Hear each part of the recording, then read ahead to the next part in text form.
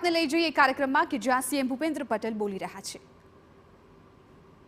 ભાઈ મોદી અને કર્મઠ અને જુજારુ ગૃહમંત્રી અને દેશના પ્રથમ સહકારિતા મંત્રી શ્રી અમિતભાઈ શાહની જોડી સુરાજ્ય ગુડ ગવર્નન્સની પ્રેરક છે। આ સુરાજ્યને પરિણામે દેશની જનતાએ સતત ત્રીજી વાર વડાપ્રધાનશ્રીને સુશાસનનું દાયિત્વ સોંપ્યું છે। સુરાજ્યની નીતિ રીતિને ધરાતલ ઉપર સાકાર કરતો આજનો આ અવસર છે।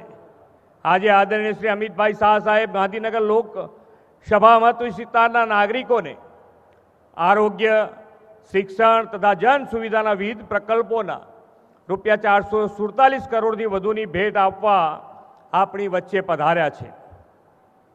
આજથી આદ્ય શક્તિ આરાધના પર્વ નવરાત્રિનો પ્રારંભ થઈ રહ્યો છે।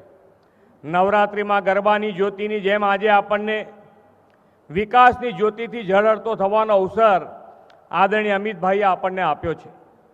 અમદાવાદના શહેરીજનોની સુખાકારી વધે તે માટે ઓક્સિજન પાર્ક, અદ્યતન સુવિધાવાળા સ્પોર્ટ્સ કોમ્પ્લેક્સ, લાઇબ્રેરી અને સ્માર્ટ સ્કૂલોની સમયાંતરે ભેટ તેમણે આપણને આપી છે।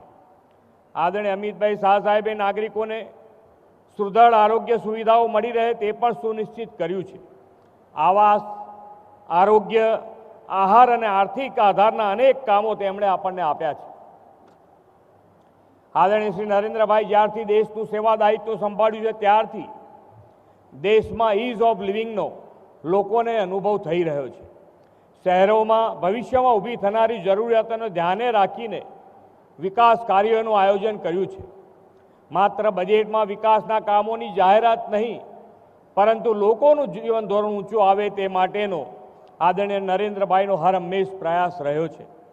નગર એટલે નળ, ગટર અને રસ્તાની વ્યાખ્યાથી બહાર આવીને બાગ બગીચા, સ્પોર્ટ્સ કોમ્પ્લેક્સ, લાઇબ્રેરી, સીસીટીવી યુક્ત કમાન્ડ કંટ્રોલ સેન્ટર, ઓનલાઈન સરકારી સુવિધાઓ સુધીના સ્માર્ટ સિટીઝ બનાવ્યા છે।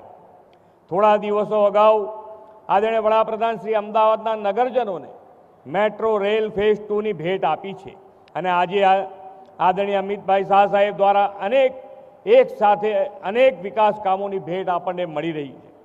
આજે સોલા હોસ્પિટલ ખાતે ટેલિફોનિક દ્વારા સ્પીચ થેરાપી સારવાર માટે રિનોવેટ થયેલું ટેલી રિહેબિલિટેશન સેન્ટર તથા આઈડિયોલોજી એન્ડ સ્પીચ લેંગ્વેજ થેરાપીનું કોલેજનું લોકાર્પણ થયું છે।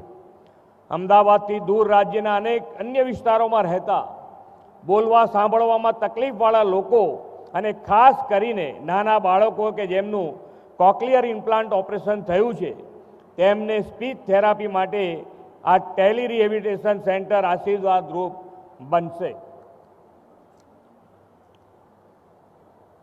શાકભાજી વેચતા નાના ફેરિયાઓ ખાસ જગ્યા ફાળવીને ગોતા, ચાંદલોડિયા તથા જોધપુર રોડમાં વેજીટેબલ માર્કેટની શરૂઆત થઈ છે।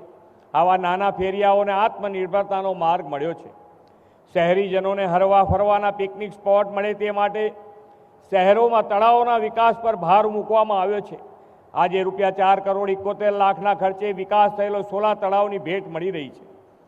ગરીબ મધ્યમ વર્ગના બાળકો માટે સ્માર્ટ સ્કૂલ, આંગણવાડી અને વાંચનાલયનું નિર્માણ કરવામાં આવ્યું છે। તેના લોકાર્પણ શ્રી અમિતભાઈએ શક્તિના ભક્તિના પર્વમાં જ્ઞાન શક્તિની મહત્વનો આજે ઉજાગર કરી છે। આજના આ વિકાસના કામોના લોકાર્પણ તેમજ ખાતમુહૂર્ત સ્માર્ટ મેગા સિટી અમદાવાદને વધુ સુવિધાજનક અને જનપ્રિય બનાવશે, લિવેબલ એન્ડ લવેબલ બનાવશે। આદરણીય વડાપ્રધાન શ્રી નરેન્દ્રભાઈ મોદીએ 2047માં આઝાદીના 100 વર્ષ ઉજવીએ ત્યાં સુધીના સમયને દેશનો અમૃતકાળ ગણાવ્યો છે। અમૃતકાળ દેશના વિકાસ માટેનો કર્તવ્યકાળ છે। આ કર્તવ્યકાળમાં આપણે વિકસિત ભારત 2047 માટે વિકસિત ગુજરાતનું નિર્માણ કરવું છે। આજે અમદાવાદને મળેલા વિકાસ કામો તે દિશામાં આગવું કદમ છે। આ વિકાસ કામોની ભેટ આપવા માટે આપણા સૌના લાડીલા સાંસદ અને કેન્દ્રીય ગૃહ સહકારિતા મંત્રી આદરણીય અમિતભાઈ શાહનો પુનઃ આભાર માનીને વિરમું છું। ભારત માતા કી જય, વંદે માતરમ, જય જય ગરવી ગુજરાત। આપની